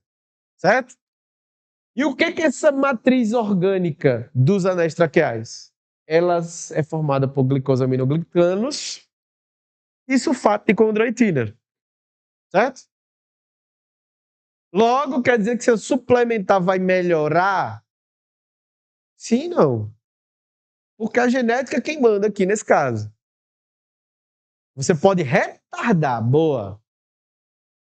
Mas zerar, não zera. Certo? Ajuda, mas não resolve. Beleza? Eu não gosto muito de suplementação. A melhor coisa é você corrigir na dieta. Porque onde é que está isso aqui?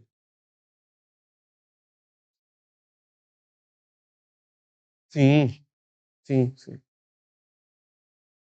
A ideia é que você faça uma dieta ajustada para aquele padrão racial. Nesses que podem ter risco disso aqui, não precisa suplementar, precisa corrigir na dieta primeiro. Suplementar para o bicho que tem a necessidade de suplementação. Esse aqui, ó, está presente em cartilagem. O paciente que tem dieta natural, geralmente come isso aqui na dieta. Tá? Cartilagens e articulações, tem lá. Condroitina não, mas glicosaminoglicano sim. Certo? Ó, pode afetar a traqueia em suas porções cervical e torácica. Então, em ambas as porções pode estar lá o colapso, certo? Raças pequenas são as mais acometidas de longe mesmo. E cães de meia idade a idosos podem apresentar essas alterações, mas, assim, Não é incomum também cães mais jovens apresentarem também, certo? Não é incomum, tá? Mas cães de meia idade começam a apresentar alguns sinais e muitos dos idosos aos quais se diagnostica, muitas vezes não foi diagnosticado antes, até mesmo por questão de não percepção do tutor ou de não investigação do veterinário. Isso é importante também, certo? Aquela tosse, aquela dificuldade para respirar que a pessoa pensa, não, ele é assim porque ele é shih tzu, ele é assim porque é assim. Não é bem assim, certo? Às vezes é a falha também sua, minha, nossa, de não procurar. Passar direto porque, não, é pele. Não vou fazer uma ausculta decente não, porque a consulta é dermato. E dermato não mata. Dermato não mata, né? Consultinha de pele, vai durar 1 hora e eu não vou fazer uma ausculta decente no paciente. Vai. Tem que fazer. Na vida, não vem só com problema, vem com caminhão. E não é porque o principal é pele que você não vai olhar o resto. Tem que olhar tudo. Beleza? Bom, pode ser secundária a obstruções da traqueia? Pode. Tem algum grau de obstrução, seja por uma massa, alguma coisa assim, alguma estrutura que está lá, aumenta o esforço respiratório e aí começa a haver a destruição, a degeneração dessa matriz orgânica por conta do esforço. Você está esforçando demais e aí na fase inspiratória, o paciente vai começando a fazer prolapso e aí começa a haver remodelamento da traqueia. Isso também pode ocorrer, certo? Isso também pode ocorrer. É regra? Não. O mais comum é a genética mesmo, falando mais alto, tá? Bom, sinais clínicos. Estertor inspiratório. E o sinal, cara, é muito característico. Você escuta uns cliques de traqueia. O som é muito parecido com isso aqui.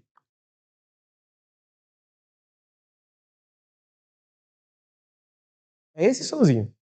O sopro é o frame térmico. E o clique de traqueia é esse som. Certo? É como se fosse o tic-tac de um relógio. Tá? Beleza? Dispneia expiratória geralmente está associada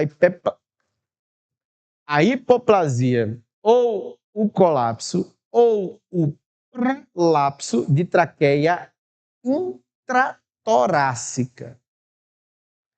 A dispneia inspiratória geralmente está associado à hipoplasia e ou prolapso e ou colapso extratorácico, ou seja, traqueia cervical. Isso é extremamente importante na avaliação semiológica do paciente, porque isso define também o planejamento cirúrgico. Tipo, óbvio, você vai fazer radiografia desse animal.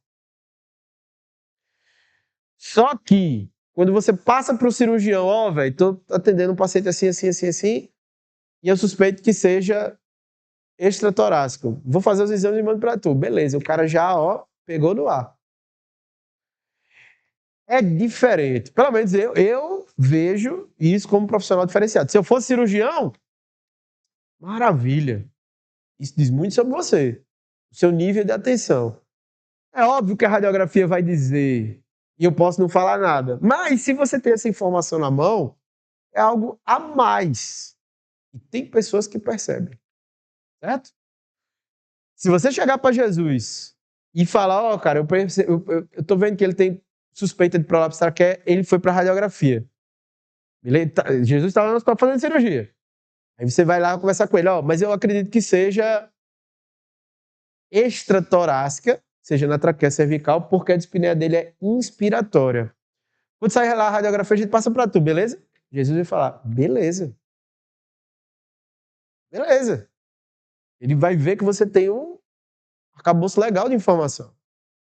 O residente de clínica médica, se você estiver lá no estágio e você passar essa informação, não sei o que e tal, ele tem espiné, mas ele parece ser mais na fase inspiratória.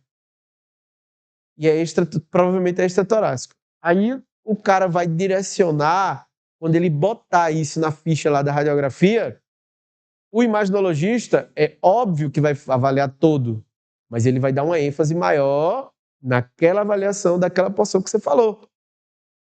E isso diz muito sobre quem pede. Certo? Como que eu vou saber se é inspiratória ou expiratória? Tem dois jeitos. Dois jeitos. E bem simples. Um é você olhar. Inspiratória na inspiração. É inspiratória na expiração. Claro que é. A outra, e é estranho para quem vê, mas dane-se quem vê. Dane-se quem achar estranho. Se você tiver dificuldade de determinar qual é qual, imite a respiração do animal. Aí você vai saber se é no inspiratório ou no expiratório. Imite mesmo. Faça igualzinho que ele está fazendo. Aí você vai saber a dificuldade em você. Certo? É isso aí. Ah, mas vão achar que eu sou doido. Deixa achar. Deixa achar. É melhor você ser um doido pelos outros, mas assertivo e preencher completo. À medida que você começar a perceber as coisas, você não vai precisar imitar mais. E simplesmente vai. Você simplesmente vê. É que nem claudicação em cavalo. É muito sutil. Tem cavalo que o sinal da claudicação não é nem o jeito que ele anda em si, é o jeito que ele anda em si também. Perninha para um lado, perninha para o outro, perninha para um lado, perninha para o outro. Mas é a cabeça que define para onde ele está equilibrando. É ou não é saúde equi? Ortoequi? Tá vendo que eu não sou tão burro assim, equine? Eu só apertei o desver. Aí, tá vendo aí? Uma das coisas que se faz na avaliação de marcha, né, é ver para onde o paciente bota a cabeça, se é para frente, se é para cima, se é para um lado, se é para o outro. Isso muitas vezes auxilia na determinação da avaliação da claudicação. Aí depois é que você entra nos bloqueios locorregionais. Pô, bacana, né, velho? Aí, tá vendo? Eu não sou tão burro assim, equino. Aqui também. Só que para você entender a claudicação, você não tem que observar um animal claudicando várias vezes, ou até mesmo você lembrar de quando você mancou porque torceu o pé ou lascou o joelho, que nem eu. A dispneia também. É bom você ter tido uma dispneia uma vez na vida para você saber o que é. Tanto para tratar, como para identificar. Certo? Beleza. Tosse. Alta ou baixa?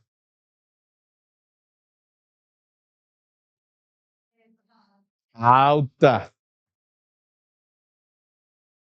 Via aérea superior. Tosse alta. Com certeza alta. Reflexo de tosse, inclusive, presente. Esse, muitas vezes, quando o paciente está com a traqueite secundária, esse esforço respiratório muito grave, tu não precisa estimular. Tu topa na garganta do bicho, ele e faz uma tosse a lá Mr. Catra.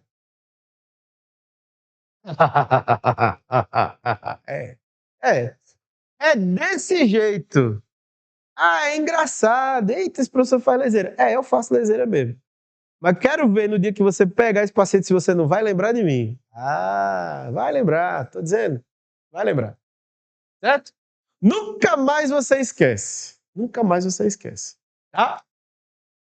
Intolerância ao exercício. Pode acontecer? É claro que pode. O bicho não respira direito. Não respira, não. Não ventila. Né, Aneste? Não é muito diferente ventilar e respirar? Pois é. Aos futuros Anestes. Vou fazer isso direto. Certo? E isso aqui, junto com isso aqui, para o anestesista, também é extremamente importante. Porque o planejamento cirúrgico passa por isso também. Certo? Da manutenção da ventilação desse animal no trânsito cirúrgico. E é um desafio, cara. Essa cirurgia é um desafio. Beleza? Bom, infecções crônicas podem ocorrer? Podem. Obesidade atrapalha, certo? E, assim, é um tema que muitas vezes é espinhoso em algumas situações, ok, né? Mas eu também não sou o cara mais magro do universo e estou aqui para dizer, obesidade é doença, sim, tem que ser entendido como doença, sim, certo? A olhos médicos, não quer dizer que a gente tem que maltratar pessoas por conta do fato de ela ser obesa. Meu pai é gordão. E nem por isso eu vou aceitar alguém maltratar meu pai, porque ele é gordão. Beleza? Beleza. Cachorro é a mesma coisa. A obesidade atrapalha por quê? Atrapalha por uma série de outras coisas, para uma série de outros problemas que podem estar associados à obesidade. Mas no quesito respiratório, a obesidade atrapalha principalmente quando há deposição de gordura na cavidade torácica. Por quê? Atrapalha a amplitude inspiratória desse animal. Diminui a capacidade pulmonar, certo? Então, a obesidade, nesse sentido, é um problema. Aí você soma a isso todas as alterações, soma, para além de tudo, pacientes com tórax em barril, e se tiver ainda pectus escavado, que é aquele peito de pombo, né, aquela escavação aqui no meio, aí é que piora mais ainda, certo? Então, uma coisa que se soma a outra, que se soma a outra, que se soma a outra. Perder peso pode ser uma necessidade aqui. E algumas dessas raças ganham peso assim, né? Bulldog inglês. Pois é. Então, obesidade, sim, tem que ser encarado como uma doença. Doença. Certo? Com todas as letrinhas e todas elas escrito em negrito e sublinhado em letras garrafais. Caps Lock. Beleza? Bom, olá. Histórico e exame físico, como sempre, é a base do diagnóstico. Radiografia cérvico-torácica. Olha isso aqui. O outro era hipoplasia, era pequenininho. Aqui, colapso. Como é que você sabe? Quem que tinha perguntado como é que eu vou diferenciar um de outro? Foi tu? Foi tu? Foi tu? Foi tu? Foi tu. Pronto. Radiografia na fase inspiratória e tem gente que faz nas duas fases, inspiratória e expiratória. Certo? Bacana. Bacana. Beleza? Beleza. Ou traqueoscopia. Na traqueoscopia você vai ver bonitão ela fazendo assim, ó. Certo? Identificar alterações concomitantes, por quê? Pode haver dilatação e sobrecarga de átrio esquerdo? Pode. Por que que vai acontecer isso? Se o paciente não respira, se o paciente não ventila, logo ele não faz troca gasosa adequada. Se não faz troca gasosa adequada, aumenta o esforço cardíaco para aumentar a perfusão tecidual, porque a oxigenação desse sangue está rica ou pobre? Pobre não, paupérrima. Oi? Não, mas estava antes. Diagnóstico, certo? Não, é beleza. Relaxa, tá de boa. Essa dilatação a gente obviamente vê no ecocardio. Tem problema respiratório? Avalie o coração também, por que não? Se é um problema respiratório crônico, com pneumonia, não, pelo amor de Deus. Tá? Mas, esses casos aqui, avalie o cardio também. Se o respiratório sofre, o cardio também sofre. Se o renal sofre, o cardio também sofre. E se o cardio sofre, esses dois sofrem concomitância. E neuro também sofre. Beleza? Beleza. Pacientes podem ter bronquite alérgica? Pode. Nada impede dele ter os dois. E se tem, piora na crise. Certo? Imagine um cachorro com crise de bronquite alérgica, aumentando o esforço respiratório por conta da bronquite. Isso aqui piora ainda mais a situação da bronquite dele. Porque tá toda hora colabando e mais a bronquite. Pô, esse cara não respira. Não respira. Certo? Seja ela alérgica ambiental, seja ela crônica, toda ela é ruim. Toda ela é ruim. Intubação traqueal recente. É interessante você avaliar se houve ou não, porque pacientes com intubação traqueal recente podem ter traqueobronquite porque o danado traumatizou. E quem faz isso muito é o anestesista, mas principalmente o estagiário do anestesista, que não olha o cuff, não desinfla o cuff e vai lá e puxa. Aí é peso. Não fale nomes, não fale nomes, não fale nomes. Ah, então tá bom. Oh, mas Rebeca. Vou dizer pra Simone, viu? Ela vai lhe matar. Oh. Bom, prolongamento de palato mole, avaliar, estenose nasal, avaliar, paralisia de laringe, avaliar, obesidade atrapalha. Então, identificar todas essas alterações concomitantes para poder determinar o prognóstico desse animal. E aqui, ó, colapso de traqueia em Yorkshire. Cadê lá a hipoplasia somente em Bulldog? Por que ele não botou aqui Bulldog também? Certo? Então, esses prolapsos e hipoplasias estão muito associados a esses cães pequenos e cães braquicefálicos. Independentemente de ser prolapso ou não, hipoplasia é o não crescimento. O prolapso é a deficiência na matriz orgânica, certo?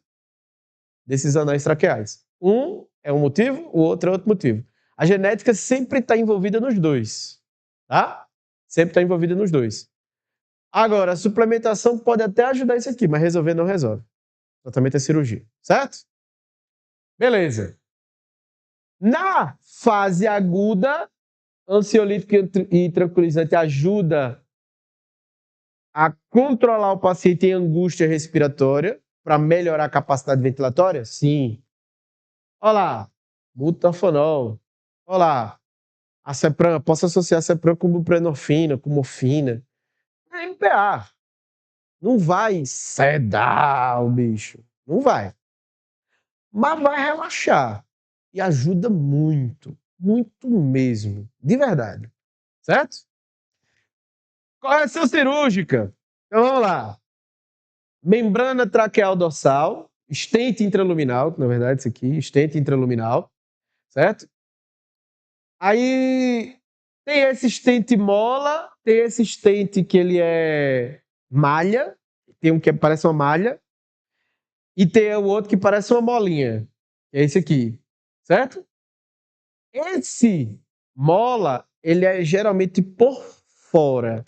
A malha é por dentro, certo? A distribuição dessa malha ela é parecida, o stent, na verdade, né? Ele é parecido com o stent que se faz coronariano, de humano, né? Entra pela safena, antes da pessoa fazer uma ponte de safena, pela artéria femoral, e faz o fluxo retrógrado até o coração. Encontra-se a ver, joga-se um contraste, né? Aí tá lá a pessoa num fluoroscópio, joga o contraste, você vê qual artéria está ocluída, aí ele entra lá por dentro dessa cânulazinha, né? O estente dobradinho e um balãozinho com ripamacina, que é um fármaco que vai, entre aspas, entre mil aspas, dissolver aquela placa de ateroma. Aí dissolveu com a ripamacina, aí ele vem com o estente lá e abre as estruturas. Aí o coração volta a perfundir de novo. Aqui é a mesma coisa. É a mesma mecânica, só que não tem ripamacina. Vai colocar lá e vai fixar essa estrutura, certo? E tem as próteses de anéis traqueais extraluminais, certo? Além disso, tem essas próteses. Usa também para, se não me engano, para a síndrome dos baques cefálicos. Tem uma prótese que ela é feita em modelamento 3D.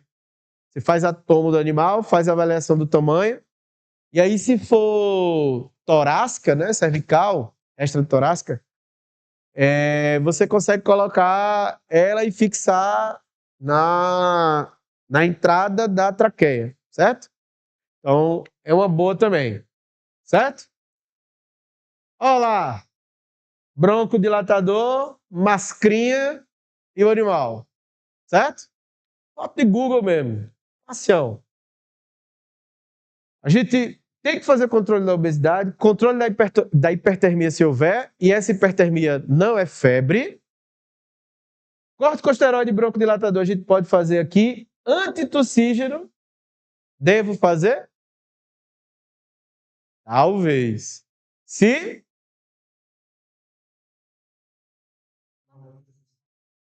não houver secreção. Diga lá. E aí já finalizou a aula. Pode haver. Pode haver. Nesses casos, você não faz antitussígeno se tiver muito muco. Se você na auscultar lá a crepitação, você não faz antitussígeno. Só que para o paciente que está na fase de manutenção e não fez cirurgia, o antitussígeno vai ser muito bom. Porque a tosse, ela exacerba, entre aspas, machuca, né? A tosse, ela exacerba o quadro clínico, certo? Então, o antitussígeno é uma estratégia muito boa. E aqui a gente não vai citando fármaco, porque muitos desses a gente já falou. Então, já tem anotadinho aí, é só seguir adiante. Diga.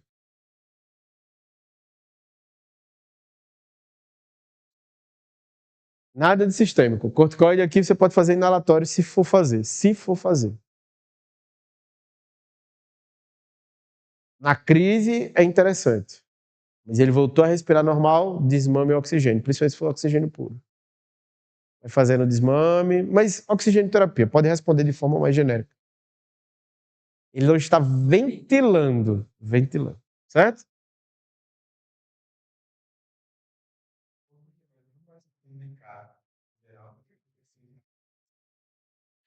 Não, então, vamos lá. Até para também não parecer que eu estou só fazendo medo a vocês. Nunca diga nunca, certo? A gente tem que aprender a usar com racionalidade e responsabilidade. Você pode fazer sistêmico? Você pode. Eu estou induzindo vocês a muito mais irem para cá. Por quê? Porque tem muito menos efeito sistêmico e é efetivo também. Porque se eu não falar assim, aí lá fora vão banalizar para vocês o uso de dexametasona, por exemplo. Certo? Retirar esses vícios é muito mais difícil do que eu ensinar para você que existe isso aqui. Porque pelo menos você vai saber que existe a ferramenta. Aí, uma vez você sabendo que tem ela, você usa se você quiser. Depois que você se formou, ó, um abraço. Entendeu? Aí é aquela, o meu objetivo aqui é justamente te conscientizar de que existe essa ferramenta e ela também é efetiva. Certo? É óbvio que uma dexametasona injetável vai ter muito mais efeito benéfico e muito mais rápido. Sim. Sim. Mas é a única possibilidade que você tem? Não. Certo? Tem coisa, inclusive, tão boa quanto, mais rápido e com uma meia-vida muito mais curta. Hidrocortisona. Hidrocortisona. E as pessoas não usam. Não usam. Certo? É só Dexa. Pra casa, prednisolona.